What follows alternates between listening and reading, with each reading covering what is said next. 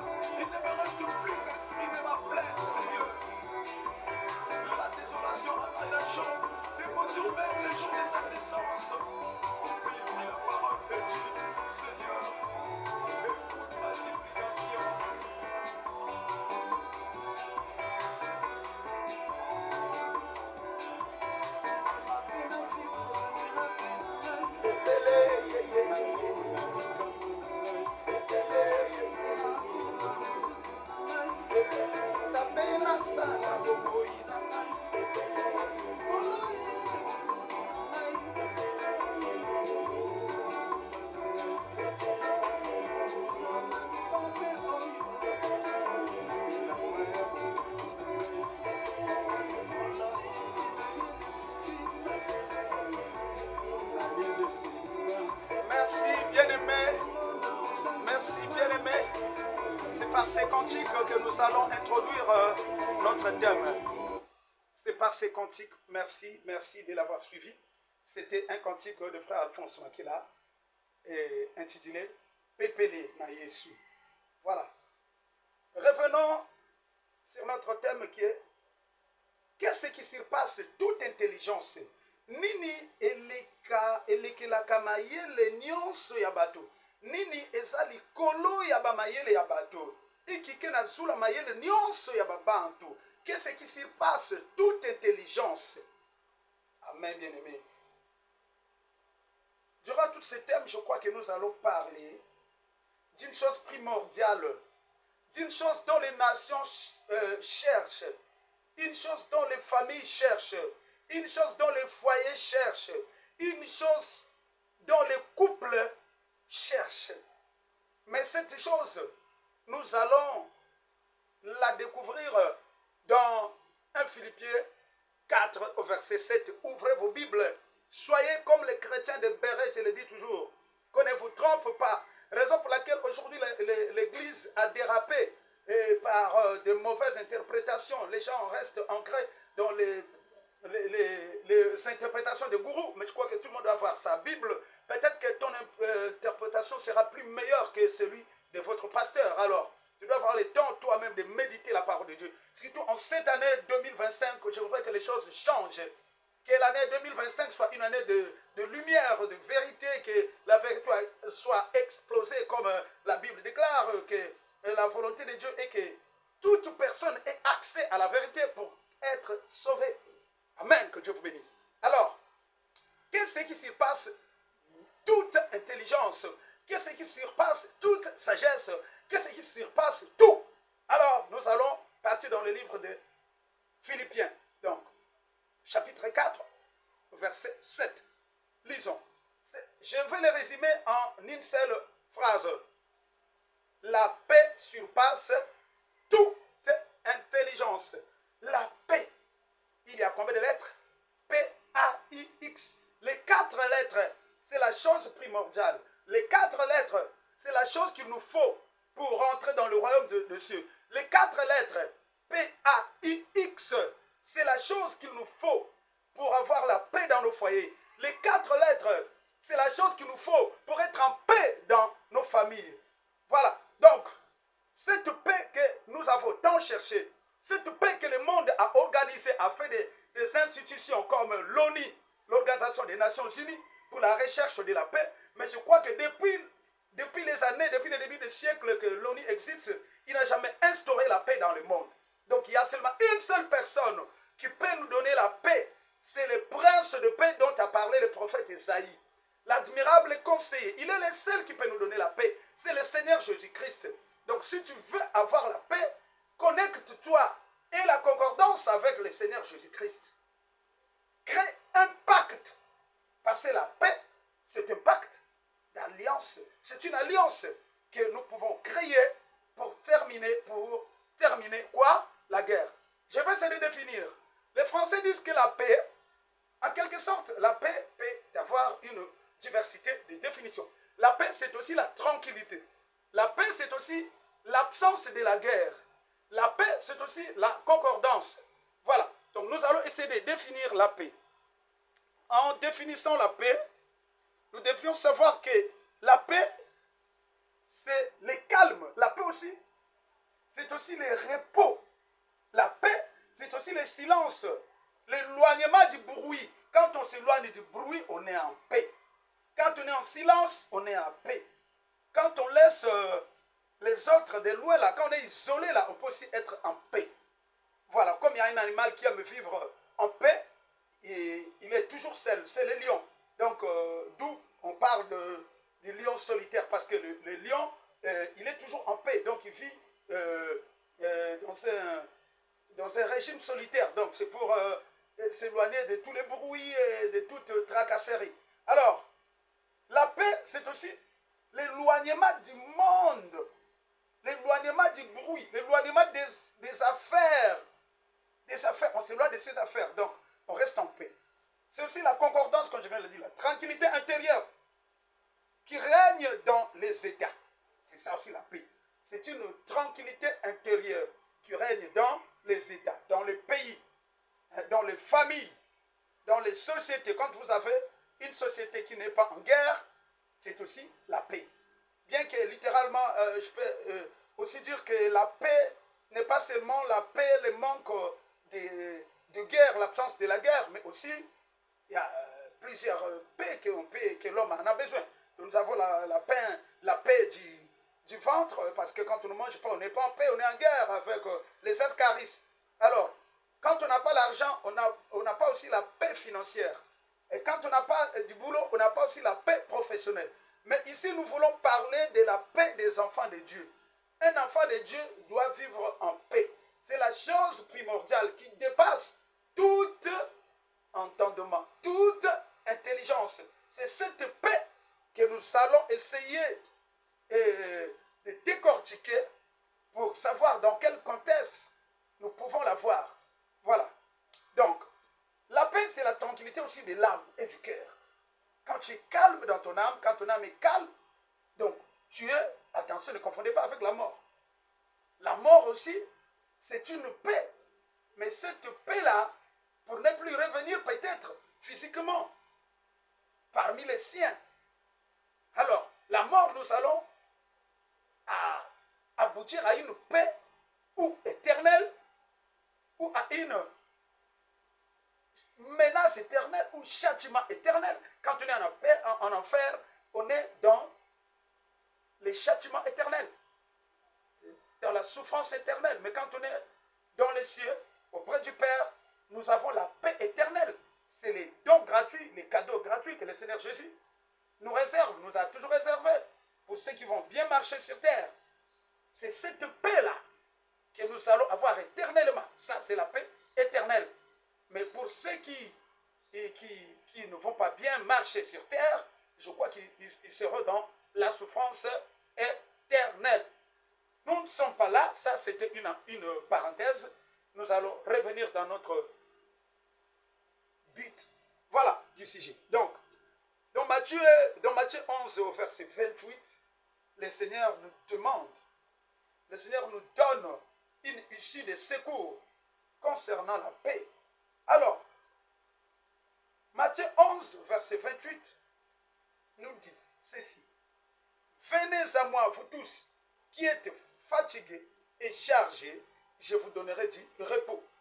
Donc, la seule personne qui peut nous donner du repos, c'est le Seigneur Jésus-Christ. Ailleurs, il n'y a pas de repos. L'argent ne peut pas te donner du repos. Quand les gens disent que l'argent donne du repos, non, non, non, non. Les milliardaires, les millionnaires, les hommes d'affaires sont les gens les plus tourmentés parce qu'ils ont des problèmes par-ci par-là, ils ont des dettes et leur téléphone ne dorment pas. Donc, ils ne sont pas en paix. Donc, l'argent ne donne pas la paix. Mais ce qui donne la paix, c'est la connaissance de la parole. C'est la croissance de la parole. Quelle parole? Ce n'est pas la parole de, mais la parole du Créateur de Jésus-Christ, notre Seigneur. Amen. Donc, comprenez que nous devons être toujours à la recherche de cette chose primordiale qui est la paix. Nous devrions, tant qu'enfants de Dieu, tu dois être à la recherche de la paix. Exode 18, verset 23, il est écrit, si tu agis comme je te le conseille et que Dieu te dirige, tu pourras tenir bon en paix. Donc, pour marcher dans la paix, il faut agir dans les principes divins.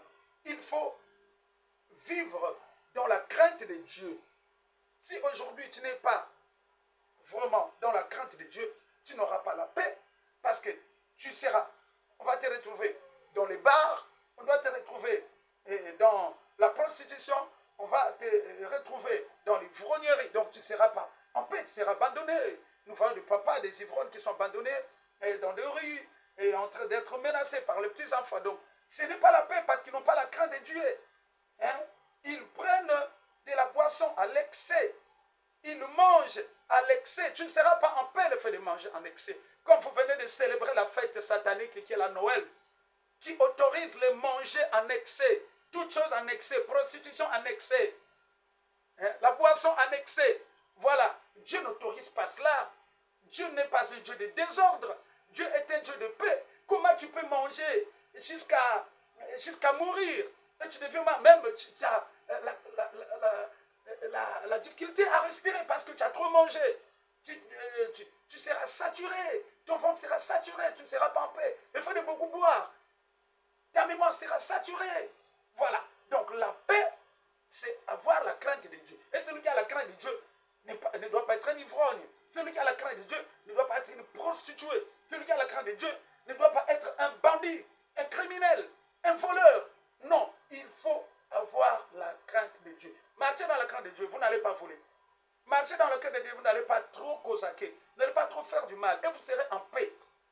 Parce que si tu es dans la crainte de Dieu, alors si Dieu devient ton guide, il doit faire de sorte que tu sois normal, qu'il ne puisse pas à chaque fois trébucher. Même si tu trébuches, ça sera une erreur et Dieu va la réparer aussitôt parce que tu es en accord avec lui. Hein? Voilà. Donc, si nous pouvons aussi lire dans Nombre 6, au verset 26, il est écrit que l'Éternel veille sur toi et t'accorde la paix. Que l'Éternel veille sur toi et t'accorde la paix. Donc la seule personne qui peut nous donner la paix, c'est le Seigneur. C'est le Seigneur. Aujourd'hui, il y a des nations qui sont en guerre. Hein? Depuis des années, plus de 2 ans, les nations sont en guerre. Les soulèvements. Mais nous avons, soi-disant, le monde à l'ONU. Mais qu'est-ce que l'ONU fait jusqu'à aujourd'hui? L'ONU n'arrive pas. L'ONU n'arrive pas. Et lui-même a été, d'abord, l'ONU, les États-Unis. Eux-mêmes ont été attaqués par Ben Laden, par le terrorisme. Donc ils n'arrivent pas à instaurer la paix chez eux. À plus forte raison, ils ne pourraient pas instaurer la paix dans le monde. Voilà l'Ukraine qui est là avec la Russie. Jusque-là, il n'y a pas de paix. Aucune personne, aucune nation ne s'élève. Aucune puissance mondaine ne s'élève pour dire voilà, stop à la guerre. Au contraire, le plus fort fait la loi. C'est ça le principe du monde. De la raison du plus fort, c'est ça. Voilà, donc la paix, il n'y a que Jésus-Christ, le Seigneur Jésus-Christ, qui peut nous donner la paix. Aucune personne, aucune créature ne peut donner la paix. Au contraire, les créatures viennent pour réallumer le feu. Viennent pendant les débats, pendant les disputes, ils viennent pour encore jeter de l'essence. Voilà, donc, attention, attention, cherchez la paix avec tous. Sans la paix, personne ne verra le Seigneur Jésus-Christ. Toi qui trompes les gens avec ta foi, tu es toujours à l'église, à chaque fois. Tu ne manques pas pendant des messes, des cérémonies de mort. Tu ne manques pas pendant des cultes de l'idolâtrie dans vos églises. Mais tu n'es pas en paix. À l'église là-bas, il y a des gens que tu ne parles pas. Il y a des gens que tu ne causes pas. Même les pasteurs ne se parlent pas eux-mêmes. Même les leaders, les gourous des différentes églises, soi-disant les assemblées, ne causent pas, ne mangent pas, ne peuvent pas se saluer. Où est la paix? Vous irez où? Car la Bible déclare que sans la paix, personne ne verra le Seigneur. Si cette écriture est biblique, sachez que vous qui vivez dans l'hypocrisie, vous prêchez l'amour, mais vous n'arrivez pas de pouvoir vivre cet amour. Vous irez en enfer, vous irez en enfer. Vous ne connaissez pas que la réconciliation amène la paix. Si vous avez des problèmes, réconciliez-vous, surtout en cette nouvelle année que nous allons commencer ici dans quelques heures. Vous devriez instaurer la paix dans vos églises, instaurer la paix dans vos familles, instaurer la paix dans vos foyers, instaurer la paix dans les pays. Instaurer la paix dans vos pays. Hein? Que Dieu bénisse les présidents qui instaurent la paix, qui maintiennent la paix dans leur pays. En l'occurrence, le nôtre. Que Dieu vous bénisse malgré toutes choses, malgré le chômage, malgré tout ce qu'on peut dire. Mais la paix n'a pas de prix. Nous avons le devoir de conserver la paix. Parce que dans la paix, je peux porter ma veste.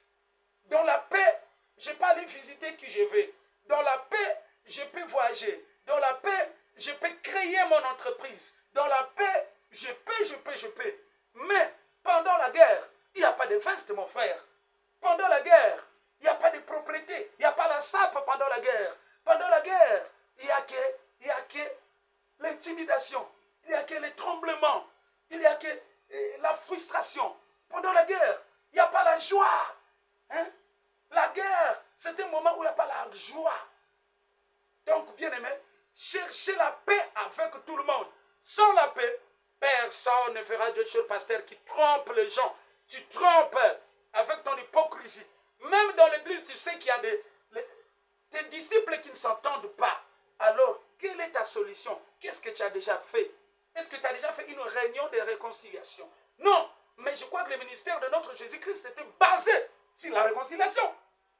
Mais toi, tu ne veux pas te réconcilier avec tes collègues pasteurs. Toi, tu ne veux pas réconcilier tes âmes que tu appelles tes brebis. Gare à toi, fais attention parce que tes brebis là, tout ce monde que Dieu a mis derrière toi ne sont pas tes brebis. C'est les brebis de notre Seigneur Jésus-Christ.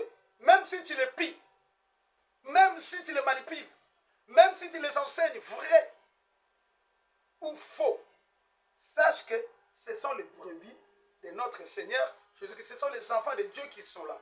Et tout agissement et toute manière, fausse manière ou bonne manière que tu fais devant eux, Dieu prend en compte. Et la Bible déclare que nous, les prédicateurs, nous serons sévèrement jugés. Nous serons sévèrement jugés parce que Dieu nous demandera cela. Mais c'est toi qui prêchais l'amour, oui. Mais pourquoi tu n'as pas aimé les autres? C'est toi qui prêchais la paix, oui. Pourquoi tu n'étais pas en paix avec un tel? C'est toi qui prêchais la sagesse. Pourquoi tu ne l'avais pas demandé toi-même? Pourquoi le roi Salomon demande comme première chose la sagesse? Parce que la sagesse amène l'intelligence. Mais l'intelligence n'amène pas la sagesse. Celui qui est sage peut être intelligent. Mais celui qui est intelligent ne peut ou ne pas être sage. Donc, et cela, c'est un don de Dieu. Il faut le demander à Dieu. Ce n'est pas parce qu'on t'appelle pasteur, ce n'est pas parce que tu t'appelles prédicateur, ce n'est pas parce que tu t'appelles qui que tu sois, chef, tout. Mais tu dois demander la sagesse. La sagesse. Et même dans nos églises, tous ceux qui viennent là ne sont pas pour l'évolution de l'œuvre. Il y a ceux qui viennent pour la destruction de l'œuvre du Seigneur. Il y a ceux qui combattent l'œuvre du Seigneur. Je venais de créer ma petite entreprise, mais j'ai réussi. Une secrétaire qui a voulu détruire cette entreprise. Parce que bien qu'elle était venue en vêtements de brebis, mais c'était une louve ravisseuse. Regardez quelqu'un qui va fuir avec la correspondance de la société et pour aller bafouer, pour aller disloguer, pour aller... Donc, faites très attention avec le monde, avec l'entourage. Parce que tout ce qui nous entoure là ne nous amène pas la paix. Même en Égypte, en Israël, il y a toujours des infiltrés, des mercenaires qui ont été envoyés. Tout ce que Dieu fait, le diable aussi le fait. Il envoie les mercenaires, il envoie les destructeurs pour venir détruire. Ne crois pas que tout le monde qui seront à côté de toi, ils viendront pour la construction, pour la contribution à l'évolution de l'œuvre. Non, il y en a aussi ceux qui viendront. Mais si tu pourrais bien les enseigner par la grâce du Saint-Esprit, tu peux les convaincre, le Saint-Esprit peut les transformer. Hein? Le Saint-Esprit pourrait bien les transformer, comme il était une fois que Balaam a voulu maudire l'Israël. Mais Dieu a changé cette malédiction en bénédiction. Parce qu'il est Dieu, il est omniscient, il est capable de tout. Ce qui est impossible aux hommes est possible à lui, mon frère. Donc, soyez bénis. Cherchez, recherchez la paix avec tous. Sans la paix, personne ne fera Dieu. Si cette année 2024 a été une année de guerre, cherchons la paix. Même la guerre de l'Ukraine et la Russie. En 2025, cette guerre doit prendre fin. Là, je parle sous la vertu du Saint-Esprit. Je parle sous la vertu du Saint-Esprit. Quel est Dieu que nous prions. Mais quand vous priez, priez aussi pour l'Ukraine. Il y a aussi des chrétiens qui sont là depuis 2 ans, dans la souffrance. Mais toi, tu manges, tu dors, tu pries seulement pour toi-même. Quel égoïsme, les chrétiens. Priez aussi pour la Russie et l'Ukraine, que la paix vienne. Priez aussi pour l'Israël. Priez aussi pour les pays qui sont en guerre. Priez, priez, priez. Ne priez pas seulement pour vous-même. Raison pour laquelle le Seigneur Jésus-Christ prie aussi pour tout le monde. Il intercède auprès du Père pour tout le monde. Toi, tu pries pour qui? Tu veux la paix, mais prie pour tout le monde. Parce que la guerre peut provenir de la droite ou de la gauche. Donc si tu ne pries que pour toi-même, tu seras surpris. La guerre va te surprendre. Alors, priez pour le monde entier. Que les armes se taisent. Priez pour le monde entier. Que les provocations prennent fin. Priez pour notre pays. Que le tribalisme se taise. Priez pour notre pays. Que la paix, pour maintenir la paix, il faut bannir le tribalisme. Pour maintenir la paix, il faut nous aimer. Pour maintenir la paix, il faut laisser l'autre évoluer. Il faut bannir la jalousie, bannir la haine. Mais je crois que dans notre pays, la haine devient comme une richesse primordiale. Les gens ne parlent plus du pétrole. Et je crois que ce n'est pas bon, ce n'est pas une bonne chose que le monde parle, que les Congolais ne s'aiment pas. C'est grave. C'est grave. Ce n'est pas un problème du gouvernement si nous souffrons. Parfois, c'est nous-mêmes parce qu'on ne veut pas s'entraider. On n'a pas l'entraide. Hein? On n'a pas l'entraide. Nous vivons dans le chacun pour soi. Or que nous devons vivre dans la fraternité, nous aider. Il y a des familles où nous voyons les frères. Et les frères ont beaucoup d'argent qui ne veulent pas aider leurs propres frères. Nous, à l'église, nous voyons à l'église, les gens qui sont en effet en dignité, ce sont des millionnaires de l'église. Ce sont les pauvres de l'église qui ne veulent même pas aider les pauvres de l'église. On ne parle même pas des orphelins. On ne parle. Mais comment vous ne pouvez pas être en paix, pardon. Vous ne pourrez jamais être en paix pendant que vous venez avec les ventres bien rassasiés. Il y a les disciples, il y a les âmes qui viennent avec les ventres vides. Vous ne pouvez pas être en paix parce qu'il y aura toujours la calomnie. Il y aura toujours la jalousie. Hein? Il y aura toujours la jalousie.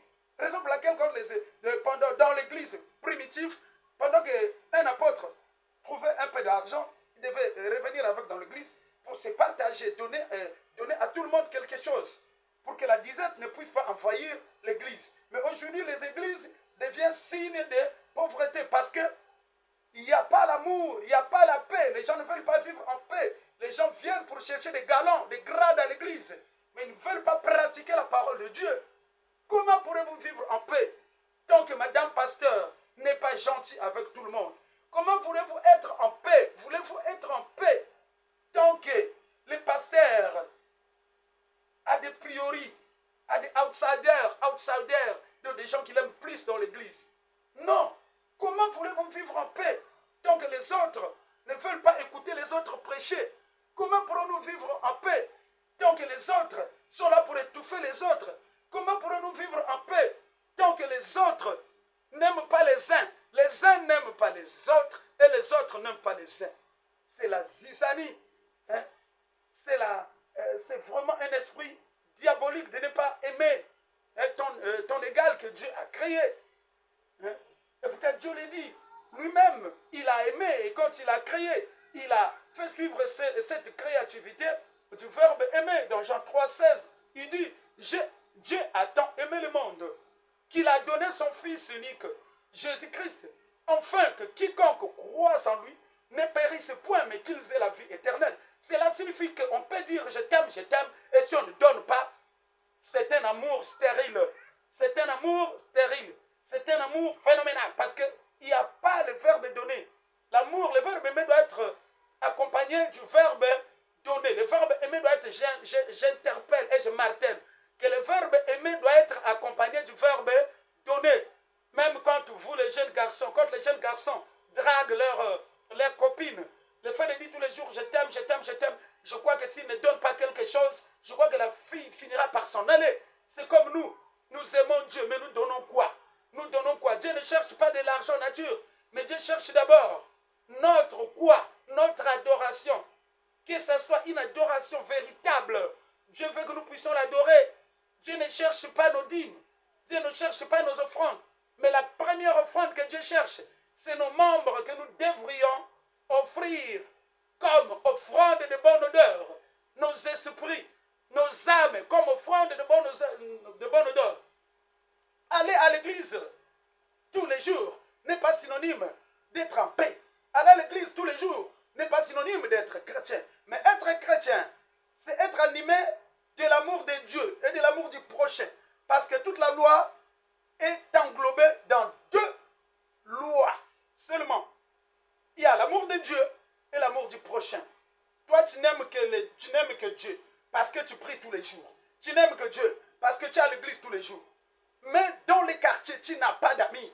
Tu ne comptes pas avec tout le monde. Tu ne réponds pas bien. Tu parles avec un couteau sur ta langue. Parce que la langue est là pour blesser. Ta langue est faite pour blesser. Oh, malheur à toi. Tu dois te repentir.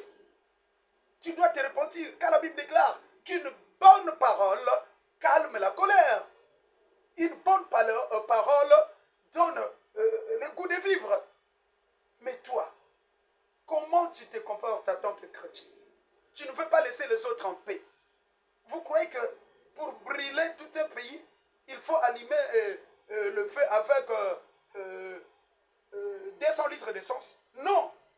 Avec une seule tige d'allumette, on peut brûler tout le pays. C'est ça. La paix peut fuir. Nous pouvons même déranger notre paix. Donc quand vous parlez, il faut toujours tourner la langue cette fois. Cherchez à savoir si ce que vous allez dire ne va pas déranger la mémoire de l'autre. Si ce que vous allez dire ne va pas voler la paix de l'autre. Et ce que vous allez donner ne va pas voler la paix des autres. Recherchez la paix. Sans la paix, personne ne verra Christ. Toi qui crois en Dieu, toi qui aimes Dieu, toi serviteur, toi chrétien, soi-disant. Et oui, quand quelqu'un n'a pas 25, tu ne peux pas lui donner ton manioc. Quand quelqu'un manque 50 francs, tu ne peux pas lui donner parce que toi, tu as besoin du bénéfice. C'est ça l'amour. Oh, quel amour! Mais l'amour, c'est le partage. L'amour, c'est le partage. L'amour, ce n'est pas le matu-vie. Il y a aussi ceux qui partagent pour le matu-vie.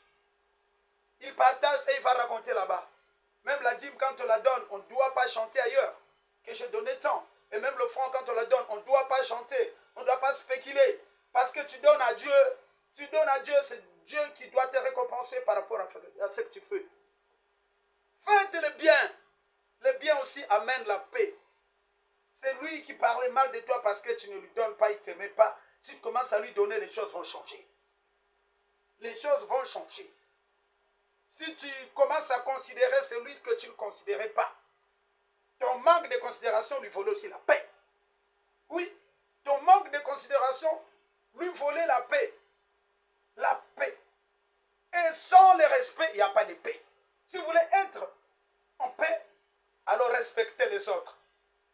Pasteur, si tu veux être en paix avec tes âmes, respecte-les, malgré que tu es élevé en dignité. Papa, si tu veux être en paix avec tes enfants, respecte-les. Enseignant, si tu veux être en paix avec tes élèves, respecte-les. Aujourd'hui, nous avons des professeurs qui draguent les élèves. Tu ne peux pas être en paix. On parlera toujours mal de toi. Tu ne pourras jamais être en paix.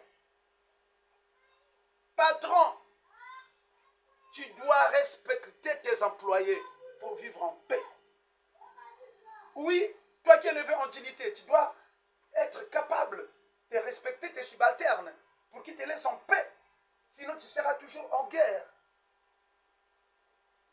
Donc, nous devions savoir que la paix, c'est quelque chose qui n'a pas de prix.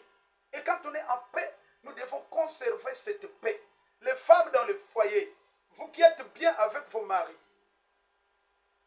je vous conseille de préserver cette chose de 4 lettres, le P-A-I-X, la paix. Parce que quand tu réponds mal à ton mari, votre maison ne sera plus en paix. Quand tu réponds mal à ton chef, parce que l'homme est le chef de la femme. Dans une maison, on ne peut pas voir, ou bien dans une société, on ne peut pas voir, dans un pays, on peut pas avoir 2 présidents.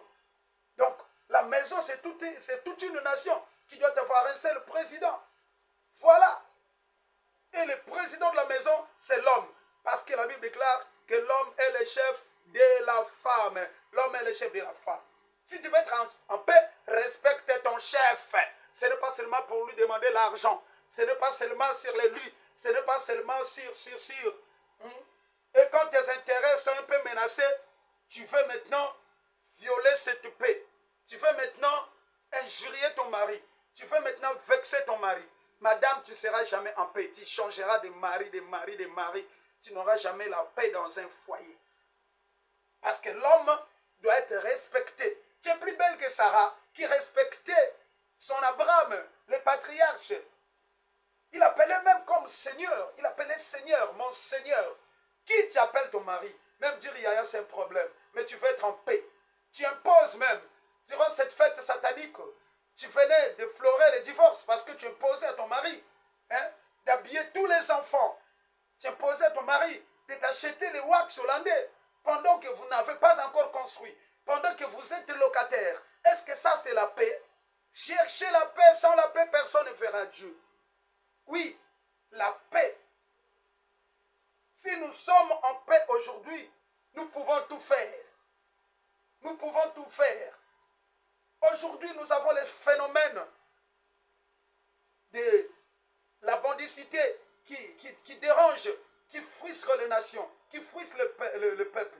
Pourquoi? Parce que le manque de l'éducation de vos enfants, de nos enfants, nous vole la paix. Ça, ce n'est pas un problème de qui que ce soit du gouvernement. La faute nous revient. Oui, tout ce que les gens peuvent dire, mais sachez que les premiers enseignants de l'enfant, c'est les pères. Il y a des parents qui n'arrivent même pas à blâmer leurs enfants, qui prennent les enfants comme des amis, comme des camarades. Voilà les résultats. Voilà les résultats. Avec l'alimentation actuelle, les enfants grandissent, deviennent comme des robots. Et voilà, vous êtes incapable même d'intimider, de blâmer, de corriger votre fils parce qu'il a plus de la corpulence que vous. Et voilà, cela nous amène à un désastre national, un désastre international. Parce qu'on ne parle pas seulement de ce phénomène au Congo. Mais c'est presque le monde entier, c'est tous les pays africains. Les pays africains. Il y a la bandicité. Pourquoi il y a la délinquance juvénile? Oui, oui, c'est à cause des parents. Les parents, la faiblesse des parents qui ne peuvent pas éduquer leurs enfants, la faiblesse des parents qui ne peuvent pas montrer la bonne voie, la liberté, les parents qui vont au travail du matin au soir, qui ne savent même pas si les enfants ont mangé, si les enfants reviennent de l'école, ont fait quelque chose. Les parents qui n'arrivent pas à vérifier les cahiers de leurs enfants, qui ne font pas les suivis, qui ne condamnent que les enseignants, les professeurs. Mais la première partie, c'est toi qui dois la faire. Et la deuxième partie, c'est l'enseignant à l'école. Il doit enseigner, donner ses devoirs. Et toi, à la maison, tu dois imposer à l'enfant de faire ses devoirs. Pas l'aider, pas faire à sa place. Parce que les devoirs doivent être faits par l'enfant lui-même pour que le maître sache quelles sont les défaillances pour la remédiation du cours, de la leçon, où le maître pouvait passer parce que toi, tu fais les devoirs à la place de l'enfant et l'enfant aurait 10 sur 10 sur les cahiers, mais dans la tête, 0 sur 0. Laissez les enfants faire leurs devoirs. Alors, quand l'enfant sera incapable d'écrire une lettre, vous direz que les enseignants enseignent mal. Pendant que c'est vous qui rendez vos enfants idiots. Vous ne les blâmez pas.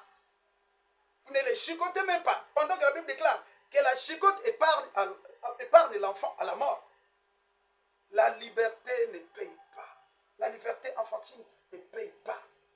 L'enfant, il faut l'orienter. Une rivière qui va elle-même ne sera jamais droite.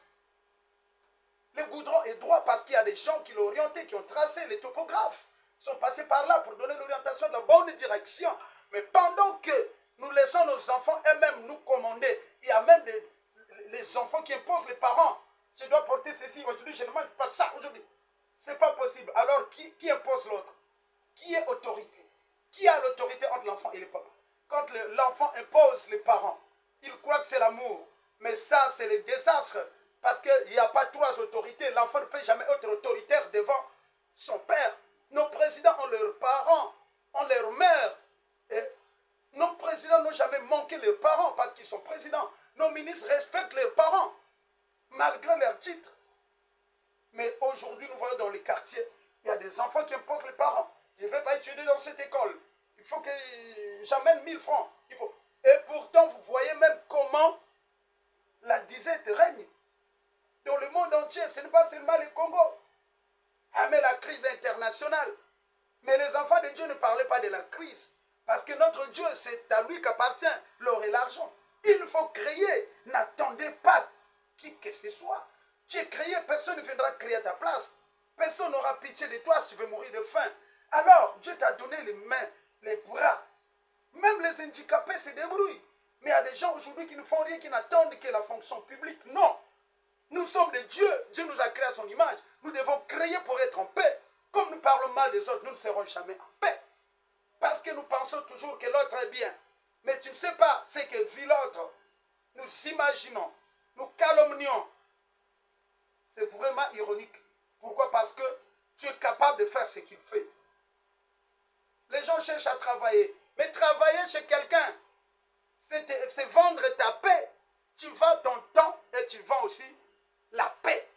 Parce que dans chaque structure, il y a des lois, il y a une réglementation. Hein? C'est ça. Quand tu travailles chez quelqu'un, tu es un esclave. Tu n'es pas libre parce qu'il te pose. Il faut que tu arrives à 7 heures. Et toi, pour arriver à 7 heures, tu te réveilles à 5 heures du matin. Quelle que soit la fraîcheur, hein, quel que soit le niveau du sommeil, tu dois les couper, hein, pour aller au poste. Sinon, on te fout dehors. Tu seras licencié. Alors, pour ne pas être licencié, il faut respecter les lois. Donc, quand tu es sous la loi, tu n'es pas libre. Tu n'es pas libre.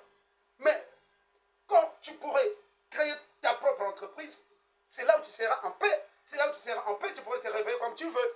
Parce que les gens vont travailler à ta place. Tu vas investir ton argent. Et ton argent va travailler pendant que toi, tu vas te reposer. Tu pourras faire tout ce que tu veux. Tu pourras aller en vacances avec ta petite famille. Jouir de ta liberté. Mais quand on travaille chez quelqu'un, tu ne peux pas être en paix. Jeunes frères, jeunes sœurs, c'est le moment de l'éveil professionnel. Réveillez-vous. Créez vos entreprises. Créez vos entreprises. Aujourd'hui, vous avez des téléphones digitales. Tu peux aussi créer une entreprise en ligne, des commerces en ligne, beaucoup de choses. Apprenez, faites les formations. Moi, je propose aux femmes.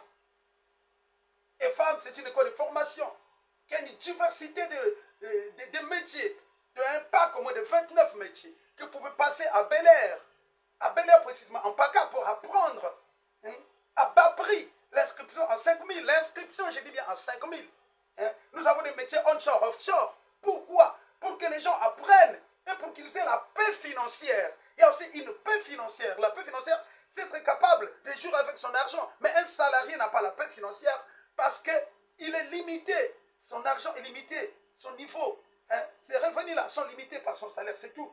S'il gagne 1 million, 5 millions, il ne peut pas dépenser au-delà de 1 million. Mais un homme d'affaires peut dépenser au-delà de 1 million parce qu'il a des recettes peut-être que plus que de millions. Journalièrement, hebdomadairement et mensuellement. Alors, cherchez la paix avec tous. Sans la paix, personne ne verra Dieu.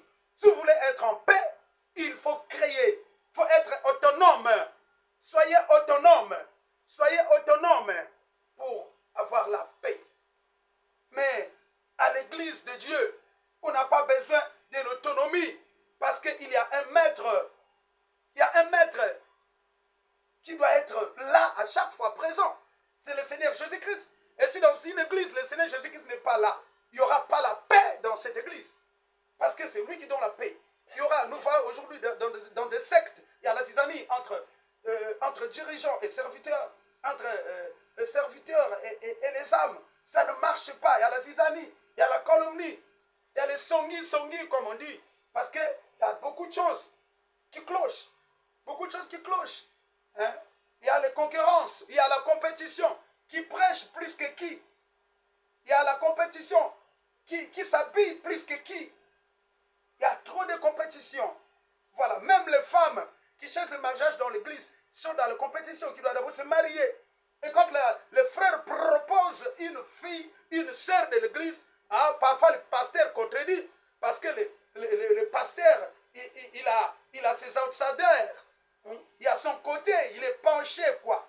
Il est penché. Il y a l'injustice qui règne dans les églises. L'injustice, on intervient même dans les foi des autres, dans les choix. Hein? On intervient dans la foi de quelqu'un. Toi, tu interviens. Quelqu'un a la foi de prendre quelqu'un. Toi, tu dis non, non, non. Par rapport à moi, Dieu m'a dit, Dieu m'a dit. Donc, Dieu ne peut pas dire à tes disciples, Dieu ne parle qu'à toi parce que tu es pasteur. Mais l'autre fois, l'Éternel a parlé à Samuel qui était sous Élie. Voilà.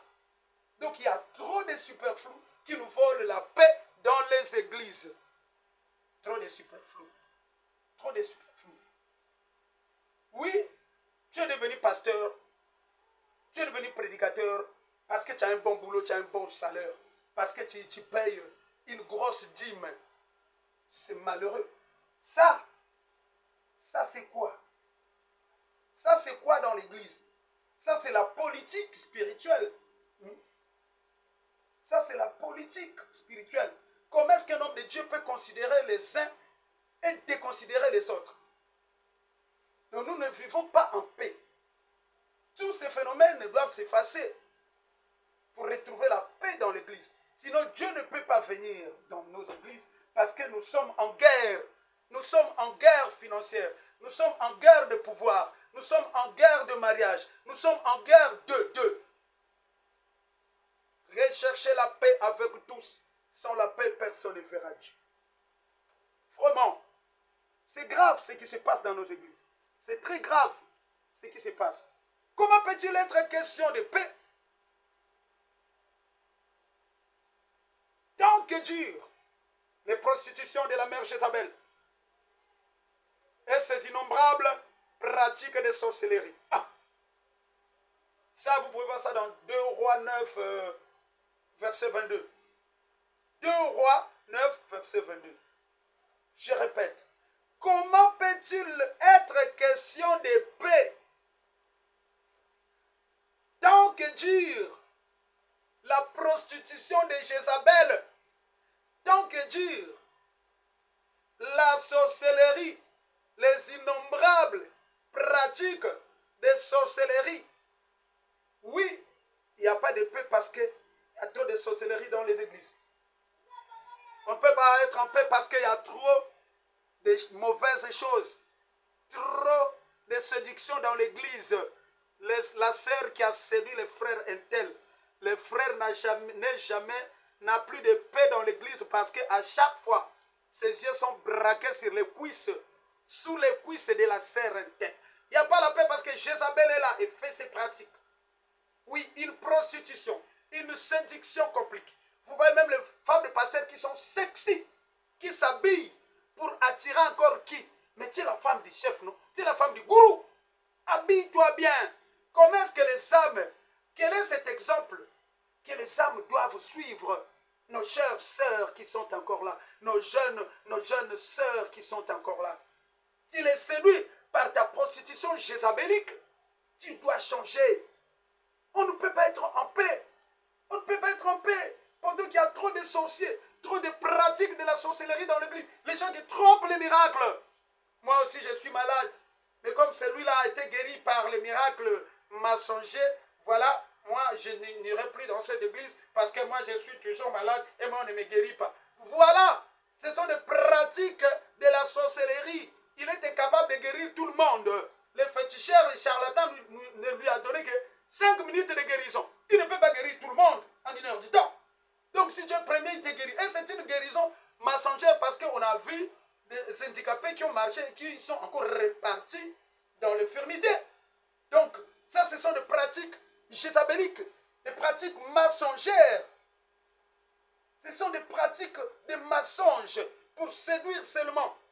C'est l'esprit de Jézabel, l'esprit de la sorcellerie. Et qu'est-ce que Dieu déclare? Ne laissez jamais vivre la sorcière. Parce que les sorciers, c'est un destructeur. Les sorciers, c'est les disciples du diable. Les sorciers, c'est lui-même le diable. Si c'est une femme, c'est la diablesse, la sorciesse, la sorcelle. Et si c'est un petit enfant, c'est les sorcierons. C'est grave. Les nchorcherons. Les ndokicistes. Les ndokisismes ont été de détruire l'église. L'esprit de ndoki. La ndokilologie. Parce qu'aujourd'hui, les gens ont pris ça comme une science. Ils sont dans la franc-maçonnerie. Et dans les églises, les francs-maçons sont là. Le pasteur qui vous prêche, c'est Dieu seul qui sait. Si c'est un franc-maçon, il y a des pasteurs qui sacrifient les âmes dans les églises. Il y a des pasteurs aujourd'hui qui sacrifient leurs épouses. Pour avoir quoi?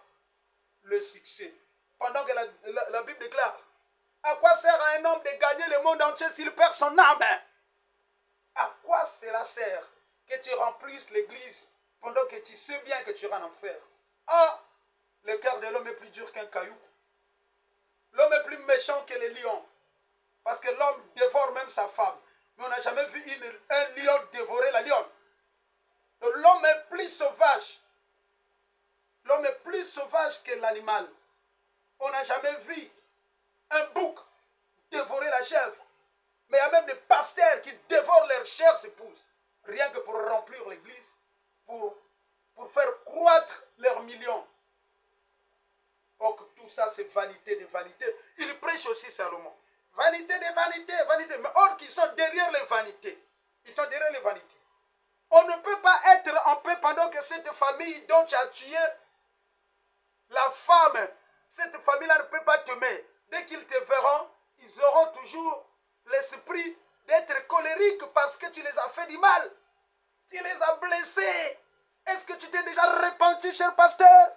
Est-ce que tu as déjà demandé pardon? Ce n'est pas possible. On ne peut pas être en paix. Beaucoup de choses nous font de la paix. Et nous vivons avec ces gens-là par ignorance. Ce sont des gens qui peuvent même nous tuer. Parce qu'on les avait fait du mal. Et nous ne sommes pas rapprochés pour demander pardon. La rancune est restée. Nous avons des rancœurs dans le cœur. On n'a pas de paix. On n'a pas de paix. Quand tu as la rancune, même si tu vas à l'église, dans ta famille, il y a des gens que tu ne causes pas. Mais tu es toujours à l'église. Tu iras en enfer. Tu iras en enfer. Tu iras en enfer parce que tu ne sais pas ce que tu fais. Tu crées ta propre tombe. Tu crées ta propre tombe. Tu te moques de Dieu. On ne se moque pas de Dieu. Dieu voit tout. Son œil voit, même sous les roches, même sous l'eau, sur la terre, dans le ciel. L'œil de Dieu voit tout. Ne te moque pas de Dieu. Va d'abord te réconcilier avec ton frère, avant même de donner ton offrande à Matalana. Ton offrande de Mathieu Villa, ta dîme de Mathieu Villa, pour enrichir le pasteur, oui, ce n'est pas un problème. Mais va d'abord te réconcilier avec ton frère. C'est grave ce que tu fais. Tu creuses ta tombe. Tu excites la colère de Dieu. Tu excites la colère de Dieu. Tu seras détruit. Il ne restera ici pierre sur pierre. Tout sera détruit. Au lieu d'embellir les cœurs, au lieu d'embellir les chemins de l'avènement de Jésus-Christ, vous embellissez les églises. Ça devient une concurrence. On met les carreaux, on met les étages, on met des prêtres, comme disent les Angolais. On embellit les églises, on met les marbres, les hôtels compliqués. Mais les cœurs sont toujours des poubelles. Nos cœurs sont des poubelles.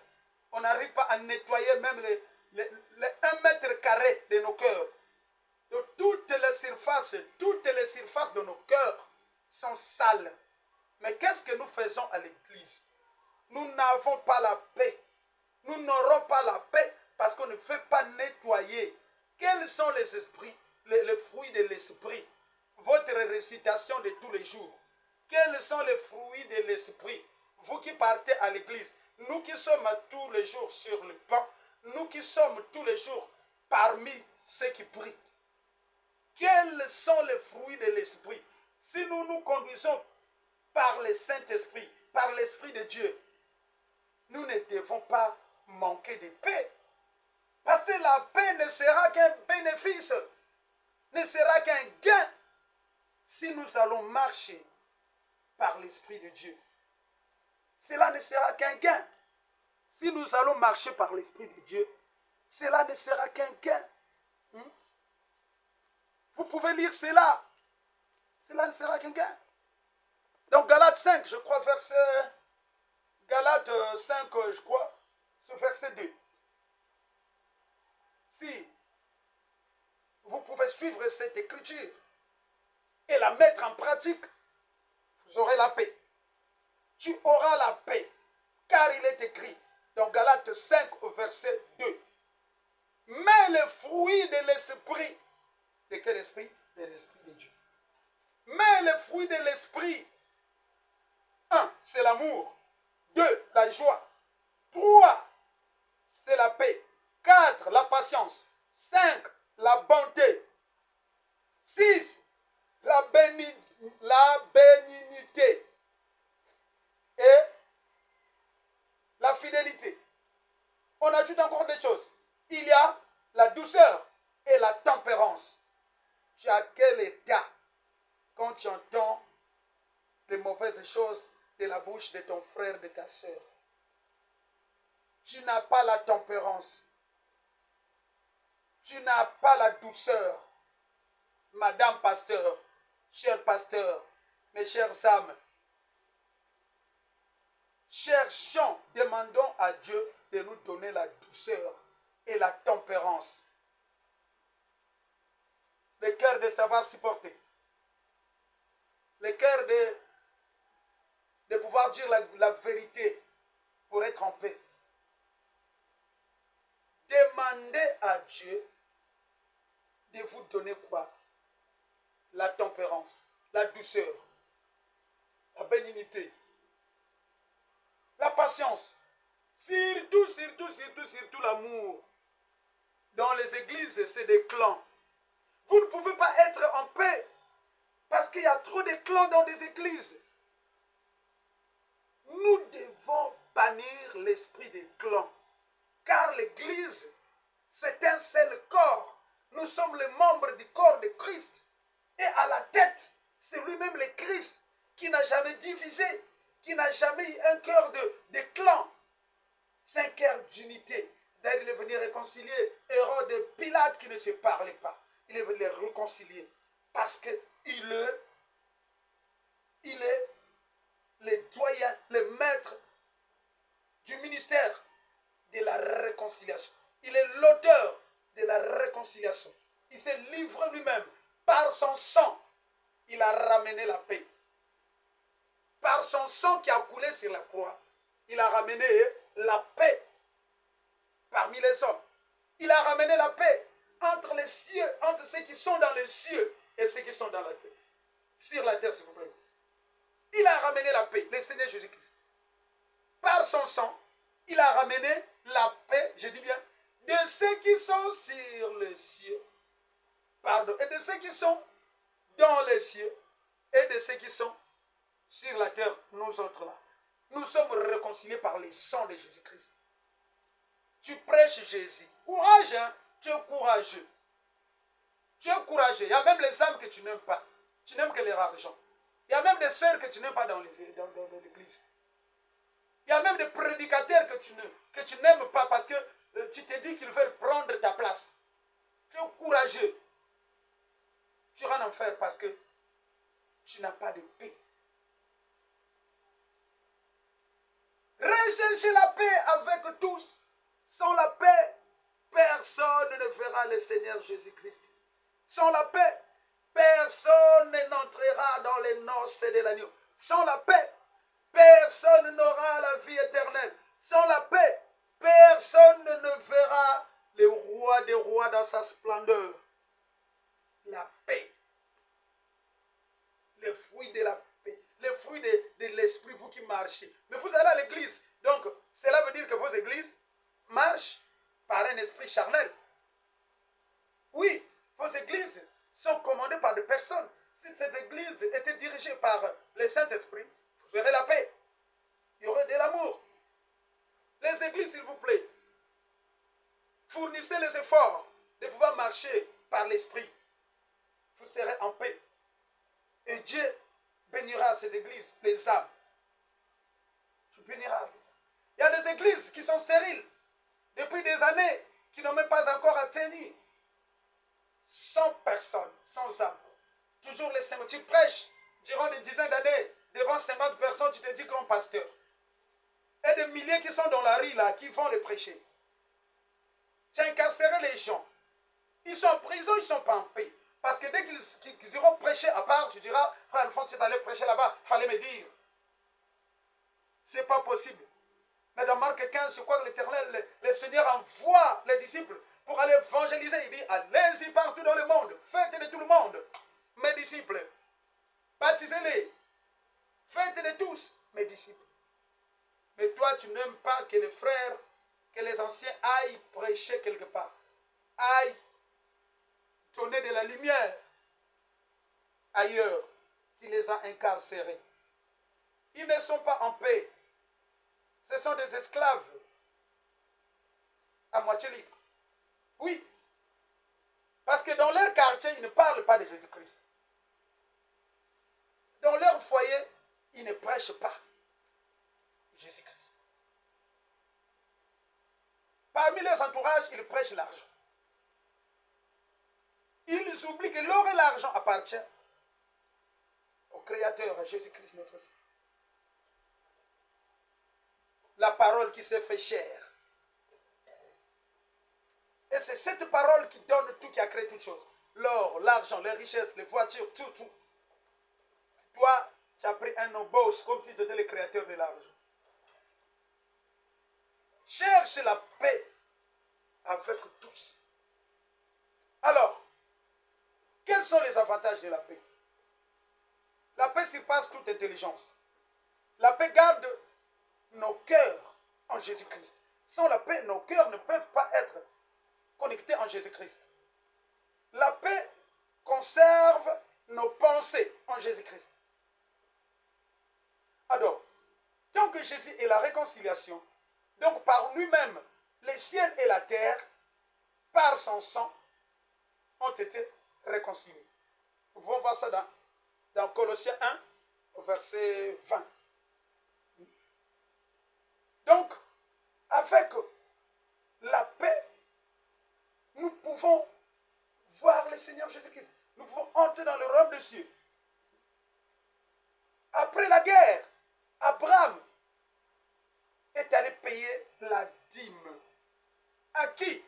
À Melchisédek, qui s'appelait comment? Le roi de paix. Le roi Salam. Le roi Salem. Melchisédek. Pourquoi Abraham, le père de la foi, est allé payer la dîme? C'est pour marquer la fin de la guerre. Et la fin de la guerre marque le pacte, l'alliance de paix. Pour orner l'alliance de paix. Alors toi, qui continue dans l'hypocrisie, tu ne veux pas créer une alliance de paix. Tu ne veux pas mettre fin à la guerre. Tu ne veux pas chercher la paix. Tu continues dans l'hypocrisie. Tu dis verbalement tu aimes, or que sous cœur, tu avais déjà haï les frères. Tu avais déjà haï la sœur. Mais on est à l'église comme si Dieu ne voit pas. On ne se moque pas de Dieu. Tout ce que l'homme aura semé, il le moissonnera. On ne se moque pas de Dieu. Et tu dis, frère Alphonse, il faut que tu viennes prier à l'église. Pourquoi tu as... Est-ce que toi tu m'aimes? Tu sais ce que ma présence fait dans ton église aux autres? Il y a des gens qui ne veulent pas me voir. Rien que ma présence leur vole la paix. Pourquoi? Tout simplement parce que je prêche la paix. Parce que je prêche la vérité. La vérité est quelque chose de bien. Et chez les autres, ça leur vole même la paix. Il y a même le pasteur qui m'écoute, qui me largue sur les réseaux sociaux, qui m'intimide, parce que la vérité leur vole la paix. Ils sont grandis dans les mensonges. Ils aiment les mensonges. Chez eux, la vérité, c'est le mensonge. Et le mensonge, c'est la vérité. C'est grave. C'est spirituellement grave. C'est des crimes spirituels. Les hommes de Dieu qui haïssent la vérité. Alors que prêchez-vous? Repentez-vous, ne rentrez pas dans l'année 2025 avec les ennemis pasteurs. Les collègues ennemis. Mais un royaume divisé ne peut plus être fort. Mais si vous étiez unis, les pasteurs, on devrait organiser des croisades de toutes les églises évangéliques, de toutes les églises de réveil. On devait organiser des croisades. Ce sera de bonnes évangélisations, de bonnes journées de communication, de partage. Comme si vous êtes des ennemis. Vous prêchez l'amour, mais vous-même vous vivez dans la haine et dans les différences. Voilà, ces différences ne peuvent pas faire que nous puissions vivre ensemble. Pendant que la Bible déclare qu'il est mieux, juste et bon, de voir les frères et sœurs vivre ensemble. Où est le vivre ensemble, mes chers pasteurs? Où est le vivre ensemble, mes chères âmes? Où est le vivre ensemble, mes chers disciples? Vivons ensemble. Vivons ensemble. Cherchons le vivre ensemble. Cherchons les vivre ensemble. Cherchons les vivre ensemble. L'affection de la chair, c'est la mort. Vous aimez les autres dans l'église. Vous n'aimez pas tout le monde. Vous aimez les pasteurs plus que Dieu. Vous aimez vos enfants plus que Dieu. Vous ne serez jamais en paix avec Dieu. Car la Bible déclare que celui qui aime son fils ou sa femme plus que moi n'est pas digne de moi. Amen. Donc si tu aimes ton église plus que Dieu, tu aimes ton pasteur plus que Dieu, tu aimes la sœur plus que Dieu, tu aimes le frère, tu n'es pas digne de Dieu. Tu es l'ennemi de Dieu. Parce que l'affection de la chair, c'est la mort. Tu seras détruit. Mais l'affection de l'esprit, c'est la vie. L'affection de l'esprit, c'est la vie. Après la vie, il y a encore la paix. Quand tu marches en esprit, tu seras toujours dans la paix. Quelle que soit la guerre, Quels que soient les problèmes, les circonstances, l'Esprit de Dieu te défendra, t'orientera comment sortir de ces circonstances. Oui, c'est ça. L'affection de la chair, c'est la mort. L'affection de l'esprit, c'est la vie et la paix. Pendant que nous parlons de la paix, il y a ceux qui nous font déjà la guerre. Parce que les gens, l'homme devient contradictoire. Les gens n'aiment pas qu'on parle de la paix. Pourquoi? Parce que c'est la chose qui surpasse toute intelligence. C'est la chose que l'homme ne peut pas donner. C'est la chose que l'argent ne peut pas te procurer. C'est la chose que tes frères, ta richesse ne peut pas te donner la paix. Mais il n'y a que l'Éternel qui donne la paix. Il n'y a que le Seigneur Jésus-Christ. La seule entité qu'on appelle Prince de paix. Prince de paix. Jésus-Christ. Le prophète Isaïe avait tout dit. Dieu éternel, prince de paix. Toi qui doutes que Jésus-Christ n'est pas Dieu, mais qui doit te donner la paix. Tu vois comment tu souffres, tu n'es pas en paix, parce que même si tu as l'argent, mais tu ne dors pas bien, tu es malade. Si tu veux guérir, reçois Jésus-Christ comme Seigneur et Sauveur. Tu seras en paix, te donnera la paix, te donnera la santé. Que personne ne peut te donner. Même l'OMS ne peut pas te donner la santé. Mais c'est Jésus-Christ qui donne la paix, la vie. C'est ça. La paix, c'est s'éloigner de la guerre. Tu es toujours en guerre, mais tu n'es pas en paix. Tu es en guerre avec tes sœurs, avec tes frères. Tu es en guerre. Mais la compétition, c'est une guerre. Tu veux être plus que tout le monde. Tu es en guerre. Tu ne seras jamais en paix. Tes adversaires ne te laisseront jamais en paix. Parce que toi-même, tu n'aimes pas la paix. Tu n'aimes pas la paix. Comment trouve-t-on la paix? Comment peut-on trouver la paix? C'est dans la croissance en la connaissance de Dieu et la parole de Dieu. Tu me poses la question, où peut-on trouver et comment peut-on trouver la paix? C'est dans la croissance. Donc quand la connaissance va accroître dans ton esprit, voilà, tu vivras maintenant désormais en paix. Il faut toujours méditer les Écritures, écouter les prédications. Dieu va te donner la paix. Dieu va te donner la paix. Pour aller au ciel, toi qui veux mourir dans cet état de prière quotidienne, ouais, dans cet état de présence effective à l'église, dans les sectes, j'ai dit ça, sectes parce que ce sont des églises à petit E, qui commencent par la petite lettre E minuscule, des églises des hommes, des églises de gourous. Sache que si tu meurs sans faire la paix avec Dieu et avec les hommes, tu iras en enfer. Quel que soit ce que des nuits blanches, quel que soit les faits de prière, quel que soit qu'est-ce que tu feras, tout ce que tu pourras faire. Mais si tu n'es pas en paix avec tout le monde, tu n'es pas en paix avec Dieu, tu iras en enfer. Tu vas même regretter ton sommeil. Repentez-vous. Rachetez le temps car les jours sont mauvais. Les jours sont mauvais. La Bible déclare que personne ne connaît l'heure. Comme je le chante, personne ne connaît l'heure. En ces jours de la fin du monde, chacun de nous répondra selon ses actes. Répondez-vous, le royaume des cieux est proche. De même qu'il était au temps de Noé, tel sera l'avènement du Fils de l'homme. Les hommes mangeaient et buvaient et donnaient leurs fils en mariage. Jusqu'au jour Noé entrant dans l'arche, les déluges emporta tout le monde. Les déluges ravagea tout le monde. Les déluges emporta Importe ça tout le monde.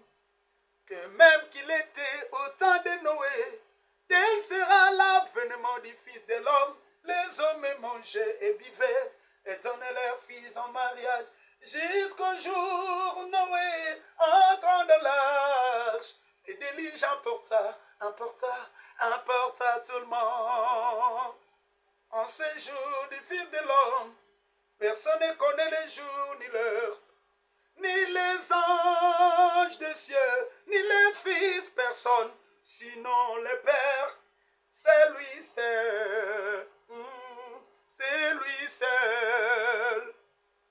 Ni les anges des cieux, ni les fils, personne, sinon le Père, c'est lui seul, connaît les jours. Ni les anges des cieux, ni les hommes de Dieu, personne ne connaît les jours, personne ne connaît le jour. C'est lui seul, lui seul, lui seul. Répentez-vous, car les jours sont mauvais. Répentez-vous, bien-aimés, car les jours sont très mauvais. Répentez-vous, car les jours sont très mauvais. La Bible déclare dans 1 Corinthiens 14, verset 33, il est écrit, car Dieu n'est pas un Dieu de désordre, mais un Dieu de paix.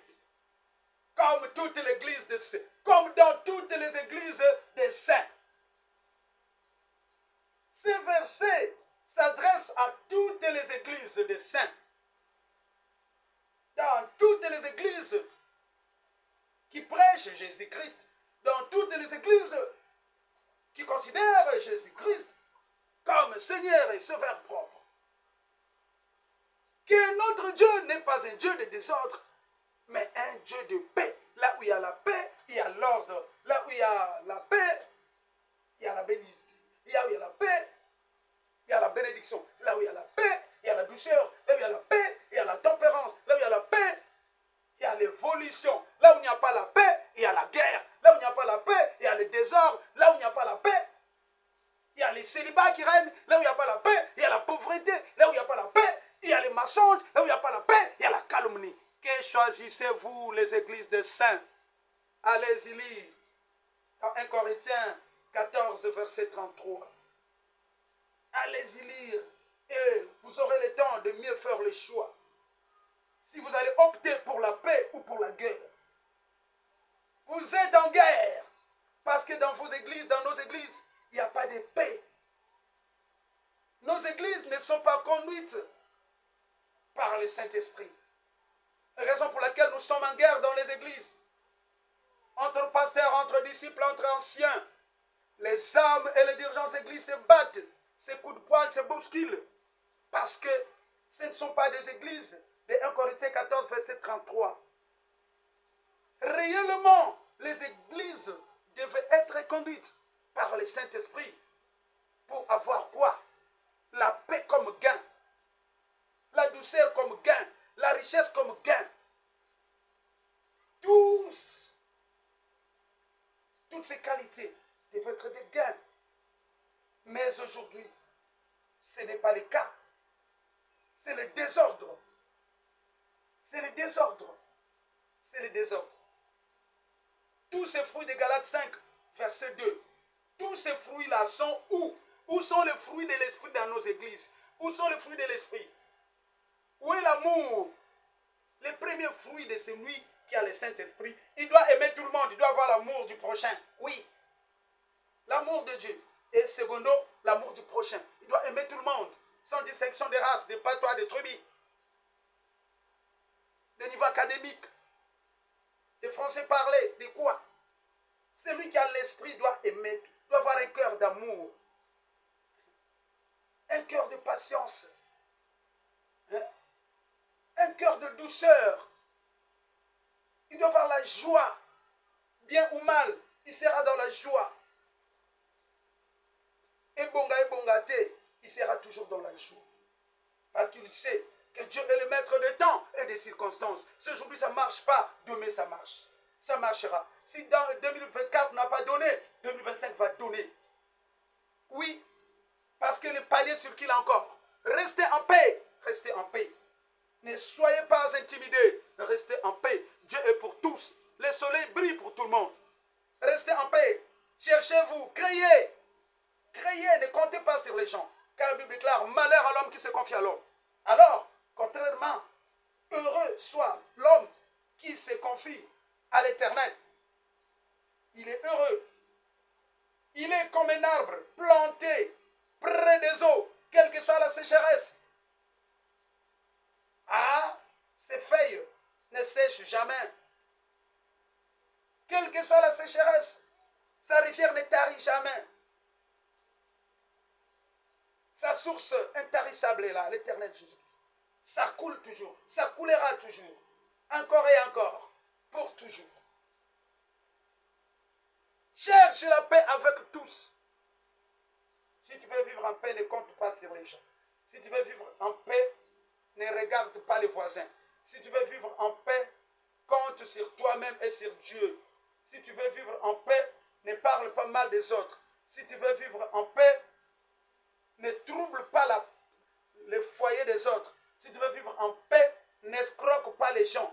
Si tu veux vivre en paix, ne cherche pas à être plus haut que tout le monde. Si tu veux vivre en paix, parle comme tout le monde.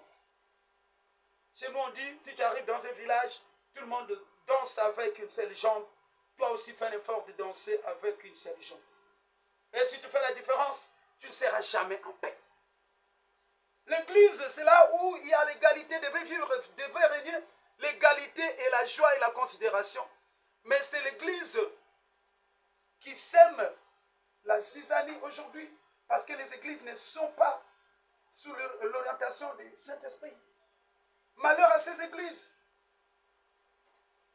L'église doit marcher sous l'orientation du Saint-Esprit. L'église, c'est la maison de Dieu. L'église, c'est la maison de Dieu, de l'Éternel. Oui. Ayez les chaussures à vos pieds, les ailes qui donnent l'évangile de paix. Les ailes que nous voyons dans l'église, les ailes amères. Quelqu'un qui monte sur la chair pour faire le règlement des comptes. Commencer à vexer les gens qui sont sur les bancs. Comme si c'était un tribunal. Si tu n'as rien à prêcher, tais-toi. Ne vexe pas les frères. Hein? N'attriste pas le Saint-Esprit de Dieu, mon frère. Ephésiens 6, verset 23. Les chaussures à vos pieds, qui doivent être les ailes